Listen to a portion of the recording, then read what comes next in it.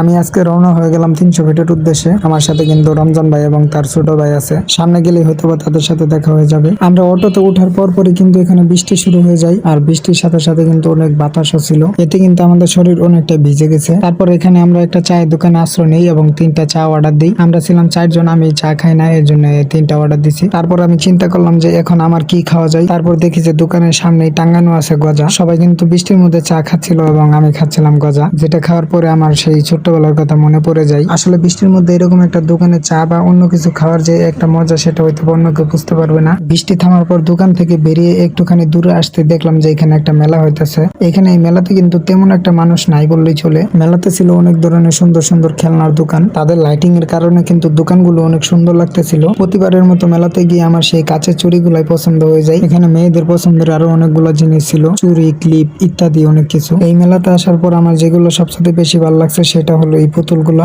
দোকানে কিন্তু নানা রকমের খেলনা ছিল এবং মহিলাদের যে আসবাবপত্র গুলো, এগুলো কিন্তু অনেক ছিল। তারপর আমি দোকানে বারবার ঘুরে ফিরে একটা বিষয় দেখতেছিলাম যে কি নেওয়া যায়। তারপর কিন্তু হঠাৎ করে আমার একটা পিস্তল পছন্দ হয়ে যায়, যেটা আমরা ছোটবেলায় অনেক খেলতাম। এখন আমরা মেলা থেকে বের হয়ে সরাসরি কিন্তু 300 ফিটের উদ্দেশ্যে রওনা দিয়ে দিয়েছি। 300 ফিট কিন্তু আমরা বেশিক্ষণ থাকতে পারিনি, কারণ রাত হয়ে গেছিল অনেক। আমাদের এক একজনের বাসা কিন্তু এক এক জায়গাতে, এজন্য আমরা সেখান থেকে খুবই তাড়াতাড়ি বাসার উদ্দেশ্যে রওনা দিয়ে দিয়েছি। আমি ছোটবেলায় শুনতাম যে রাতের ঢাকা নাকি অনেক সুন্দর। আসলে ঢাকাতে না আসলে হয়তো বা বুঝতে পারতাম না সেটা। সত্যি রাতের ঢাকাটা অনেক সুন্দর লাগছিল আজকে। এখন প্রায় রাত 12টা বাজে। সবাই কিন্তু যার যার বাসায় চলে গেছে। আমিও কিন্তু আমার বাসার খুবই কাছাকাছি এসে পড়ছি। এখন বাসায় গিয়ে সুন্দরভাবে একটা গোসল দিয়ে কিন্তু একটা শান্তির একটা ঘুম হবে। ধন্যবাদ সবাইকে।